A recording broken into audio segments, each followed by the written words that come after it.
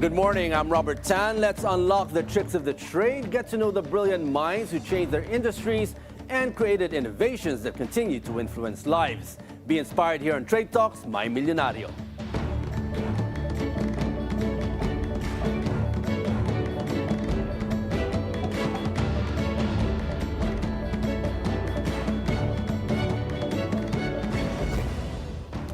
She didn't come from a giant fashion house or a big investor. She built everything from grit. She left modeling at 27, went back to school and created a brand that elevates local weaves, Filipino craft, and cultural identity while holding its own on the global stage.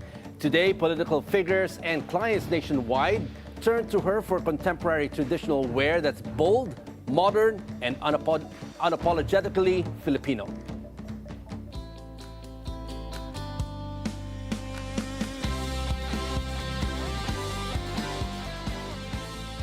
Please welcome Ann Casas, the founder of Ann Casas Design. Welcome to the show, Ann.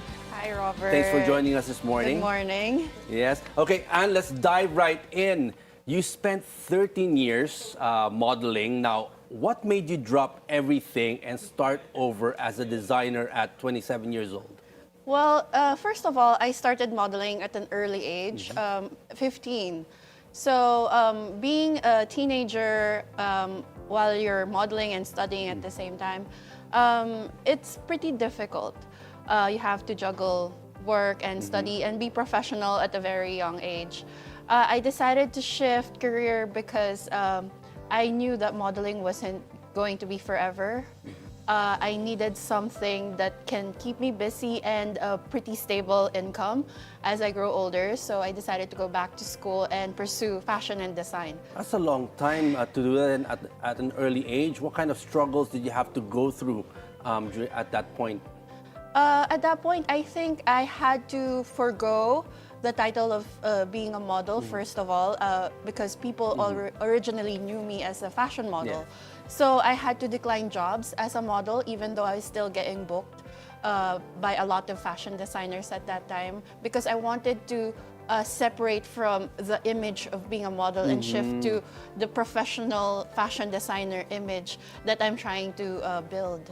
Yeah, just to give it more focus. Now, and that supermodel of the World Philippines near win. Now, did it push you to level up, or did you leave something you felt you needed to prove more? That win was actually unexpected. So that time I just was 15 and I didn't know what it was or what it's for or how prestigious it was. I was just aiming to at least come close to like the top 100. So coming to first runner-up was actually a huge surprise for me, and then I didn't expect it. And what's coming after that, I totally didn't expect as well. So it was all a surprise to me. At a young age, that's a big milestone. Yeah, it was. It was a shock at first because the first fashion show I booked after winning was Monique Louvillier. Oh, I didn't know who she was. Really? Yeah. Apparently, she was a big fashion designer abroad for wedding gowns, and celebrities in Hollywood would go to her for her designs. I didn't know how big she was until my agent that time told me how important it was. Now, learning about that, about how big of a designer she was, did that spark something in you to really go into this totally different industry? Well, not really different because you've been in modeling, it's still fashion, but different now because it's design, you have to create your own. Did that spark something in you? Well, yes, I think so. Being a model and being able to wear all this nice and expensive clothes as a model, it kind of gave me an idea on what is good quality and what is not, and a brief idea of what's going to look good and what's not. And it also gave me a sense of style when it comes to my personal fashion choice. So I think it played a huge part for me shifting. What I like about when we were talking, you didn't rush into this. You went back to school, you entered design school, but later than most. But yet you were already landing magazine editorials as a student. Now, What made you stand out while going back and educating yourself into going into this new industry? Well, the thing is, I know more or less the idea of clothes, more or less silhouettes. I did not know the basics. So I didn't know how to measure, I didn't know how to create clothes. I just know the idea of it, the style. Because it's totally different, wearing the clothes and actually thinking of creative new designs for others to wear. Yes, exactly. So garment construction is totally different. So I had to learn, I feel like I have to learn everything from scratch to be credible enough for my future clients, because I need to know what I'm talking about, how can they respect my design and me as a fashion designer if I don't know the basics? What was your mindset during that time? Was there a lot of fear, a lot of doubt, or more optimistic? Honestly, a lot of fear. Because I didn't know where my clients will come from. I had no niche. I don't know what kind of designs I will be making, because as a student, you're still, focused on the basic strategies of pattern making, sewing, and all of that. You're just trying to go through school, basically. So it was anxiety at the same time that what happens after I graduate? Will I have enough clients? Will I be able to pursue this professionally? So those are the struggles that I had to battle inside my mind. What kind of things did you have to learn when you went back to design school to be able to proceed with this kind of craft? Well, I learned how to, of course, measure. There are different measurements into a woman's body, different measurements for children's body, different measurements for a man's body, and there are also advanced way to measure and create clothes that I didn't know of until I went back. So what else? Did you learn how to sew? Did you learn how, different types of sewing? You were telling me about different weaving styles and all that. Yes, in school we had to learn how to sew ourselves. So we have to plot the pattern, measure everything perfectly, and then you have to sew it yourself. So in school, I already burnt a couple of garments. But a lot of learnings, right? A lot of learnings. Also, like there was a time that when I was a student, the garment was already finished. And then what happened was I poked a hole running through the edging machine. So it was a failed project, so I had to start over again. Was there a time that you were thinking, did I make the right decision? Coming from the modeling world, it was a very, good, you've been there 13 years, quite successful, but then jumping into another industry, blind, but not too blind because you had to go back to, you went back in, to school. Now, was there a time that you said, tama ba tong ginagawa ko? A lot of times. When I was starting my career as a fashion designer, it was just me making all the clothes for mga small clients lang, like, my small clients na makeup artist friends, they just want to support you. So at that time, it's a struggle because I know very little when it comes to garment construction. But I try to push myself kasi, of course, they paid for it and you have to deliver. And there are a lot of times that I cried trying to, question if I should just give up. But it's okay to start small. But the good thing was you didn't stop. You mentioned that your first real client came from a makeup artist that you knew from a referral. And in this industry, how much of that rise to your success is knowing who to build alliance with, or more of your talent? I don't know why she trusted me in the first place, because I remember meeting her briefly through one of the fashion shows and saying, oh, you should make clothes for me, like when she found out I was a student. And I don't know why she trusted me, but she had so much faith in me. And then she started introducing me to her clients and her relatives, and that's slowly turned into something, and then it branched out to other people as well. It motivated you, it gave you more confidence? It It did. Kasi, you know, when other people believe in you and they actually enjoy the things that you make and they appreciate it, it gives you a boost of confidence na, oh, maybe I'm doing something right. So that was the turning point when you got that referral. Did that land you bigger breaks? Yes, it did. So she was a makeup artist for some political figures, and they gave me a chance to at least make one outfit for them, just to try how it fits them. And then it turned out to be okay, and you know, the rest is history. Now, when the pandemic hit, a lot of the world stopped for a lot of people, but for you, it didn't stop you. You still continued. You didn't retreat. You reinvented the terno, Yes. rewired the butterfly sleeve. Now, what truly fueled you to that pivot? Survival mode or more on a creative instinct during that time? It was a combination of both. Survival mode in a sense that I had staff to keep and they have families to feed. Creative mode is because I only have very limited resources because we were in full lockdown that time. So materials are very hard to come by. So I had to think of a way to produce clothes and sell them despite of those struggles. So this is the result of it. And we still have much to discuss about your very interesting journey into the fashion world, but we'll just take a short break. Trade Talks will be right back.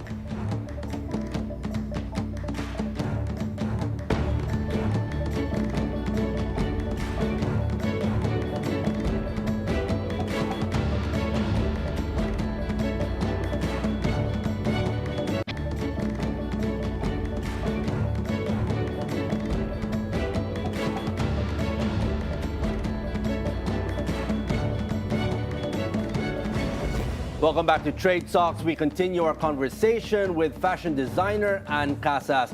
Now, Ann, when you switched from being a model to becoming a fashion designer, what was that conversation like with your parents or those who supported you during that time? Was that really what you wanted to do? I really didn't know what I wanted. That's why it took me a while for me to go back to school. I told my mother I wanted to go to fashion school, but she wanted me to be a flight attendant. What was that conversation like? It was very difficult. She tried to convince me, and she kept on asking, and she was worried, will you have enough clients to sustain your living? But you know, as an independent woman, I was the one funding my education. So I think she just let it be and, you know, supported me through my Do you come journey. from a family of entrepreneurs or more on the corporate world or? Actually, my father, I'm half Taiwanese, so my father owns a business. So he manufactures porcelain doll. So maybe that's where my love for fashion came from. Ah, yeah, those you know what you see those the kind of Yeah, the very fragile dolls. yeah, yes. very expensive those kinds of Yes. porcelain dolls. So that gave you some idea into the fashion industry. Well, I remember growing up having so much dolls into a sense that, you know, I know it sounds bad, but I have a lot of dolls in a sense that if they're missing a shoe or if they're missing a veil, I would not play with them anymore. So that's how spoiled I was as a kid. So I think that ignites some passion in a sense that, oh, she's not perfect anymore.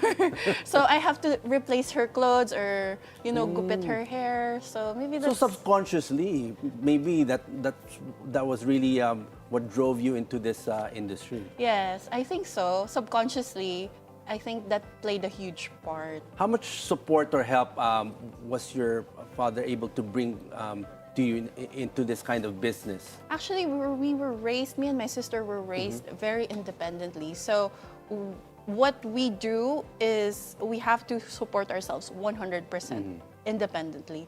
So our parents wanted us to be able to stand on our own 2 feet. So not much support, honestly. The funding for the shop came from my personal personal money that I saved up during when I was a model. So during that time, you're really all in. You really thought about this process. Yes, I thought of it briefly, but I didn't know what other struggles I would face going through the business. Now, I like the idea that you committed to local weaves, even when it wasn't the profitable or trendy route. Why take on a mission that's hard?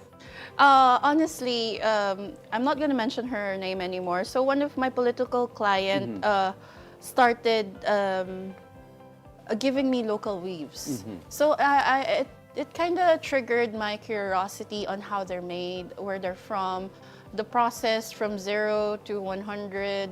And it kind of gave me the spark to personally explore.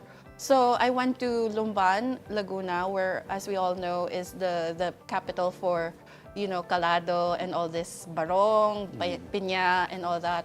So I came there, and then I met a weaving house, the owner of the weaving house and their family. So they during the pandemic, I was partnering up with them, and they gave me a run through of how the process is from the very beginning to the very end. Yeah, and it was a very tedious, labor intensive work that requires a lot of passion and patience. So I think it kind of mirrors how Filipinos are, especially during the pandemic. The resilience is amazing, and I figured that there are a lot of weaving houses that are similar. And as I go forward through my career, some of the local weaving houses started reaching out from Mindanao, from Abra, and they all wanted me to somehow use their materials because they had zero sales during the pandemic. So they were hoping that I would make a small purchase just to help their everyday life. Now Ann, take us through. You have something here, some of your designs. You're also wearing one of it. Can you give us an idea what kind of design is this from the different designs that you were mentioning? This is our usual best-selling design. This is what we're known for. So this is the modern terno. So the butterfly sleeves, as we all know, has pleating on the inner side of the sleeves. So what we did is that we innovated them. So this is where the struggle came from, like survival mode ideas, because we had a lot of retazo, so spare fabric. Spare fabric. Spare fabric. Yeah, yeah. So yung mga, it's like trimmings that we usually just throw away. So I was thinking of a way to reuse them and incorporate them into our designs. So the inner fabric is different from the outer fabric. So that way, it gives it more texture, but it still holds the structure of a traditional butterfly sleeves. So for those who are not too familiar with fashion, what does terno mean? Well, terno is our traditional wear for women. There are varieties of them. So some people say that the butterfly sleeves was actually from Madame Imelda. She was the muse. So I think this is somewhat an inspiration from that as well, from the traditional butterfly sleeves. How long does it take to design and create something like that, and how much would that particular design cost someone who wants to buy it? Well, it depends on the local weave, because we source them straight from the source. So we usually get them for a reasonable price because there's no middleman. So this one is Inabel. It's a hand-loomed cotton. So they actually did this thread by thread. Wow. Yes, it was not done by machines. So each thread, they need to count it. Yes. So this one is cotton, and how long does it take for to create something like that? This one, I think months. It Months? depends. It depends on the design. So the more intricate the design is, the longer it takes. The more simple ones, of course, takes shorter. But also, they only have a very limited width. Because the looming beds are not as big. They still use the traditional looming. Yeah. But that's nice to, it's part of the culture and, Yes. the process is still traditional. Now, and what's your business model? Do you customize? Do you have a shop ready to wear, or do clients go to you and ask a particular design and you discuss with them what they want? Well, our business model is mostly very personal. So they come to me in Quezon City and they would ask me if what's appropriate for this event. This is the color palette for this event. So normally I brainstorm with my clients because at the end of the day, they're the ones who will wear the designs. And I believe that, if a person feels good about what they're wearing and they're very comfortable, it kind of radiates through as well. Tell us about the dress you're wearing right now. What you Okay. designed? This is not a local weave. This is organdy. So it's a see-through fabric. This is actually the more affordable version. For some people who would lean towards the more affordable budget, we offer this fabric. So is this much cheaper than the weave? Absolutely, because this one, it takes months and months of labor, and of course you have to pay them. But it still looks really Yeah. elegant. Yeah, thank you. So we want them to feel good and expensive, even though it's very reasonably priced. So this one, for this one, it's local weave. So normally we'd price it for 7,500 above. It depends on the weaving and the local materials, because some local weaves are more expensive than the others. So this one is just a regular machine, chemical Because made. this takes long. Yes, and longer. it's handmade. Now, what's the biggest misconception people have about building a fashion brand from zero? Well, they think that going into business is, the way to freedom. I think that is the biggest misconception of all. Going into business is basically putting yourself into constant stress and struggles and all that. It feels like sometimes you're a prisoner of your own doing. So I think that's the one. Do you have a go-to fashion designer that you look up to, that inspires you to do this? Well, yes. I'm very close with JC Buendia. So when I started my journey as a terno designer, I had people tell me, why did she redefine the butterfly sleeves? And my meaning, there's a meaning behind those pleating, those structure, and all that. And then I came to Tito JC, and then I said, oh, I feel bad because I feel like I'm ruining our culture, or I'm doing something bad. He said, no, our job as fashion designers are to innovate. And we innovate to preserve culture. So I don't think you're doing anything wrong. You're just innovating what's already there. So, And the fashion industry is very competitive, very cutthroat. Now, how is business doing for you despite competition with big local brands and big foreign brands out there? we actually think that we're doing okay. We're not doing a lot of profit, because at the end of the day, part of it goes to advocacy. And we just wanted to really just, put a light on local weaves and local crafts. And of course, us Filipinos, it's more of pride than anything else. Profit just is a bonus. It comes after everything. And I think when you drive your business by passion, with passion, everything just follows. Now, when you look at the Milyonaryo mindset, what kind of belief carried you through every setback, every pivot, every restart, and still that you carry today? I think what drives me is my staff. So at the end of the day, when you look at them, they have families, and their families depend on you. So also my suppliers and their staff, they have staff as well. So their families and depend on you as well. So is a domino effect that I have to do this because if I do this, then a lot of people will benefit from it. And it's a way of giving back as well. So that's how I see it.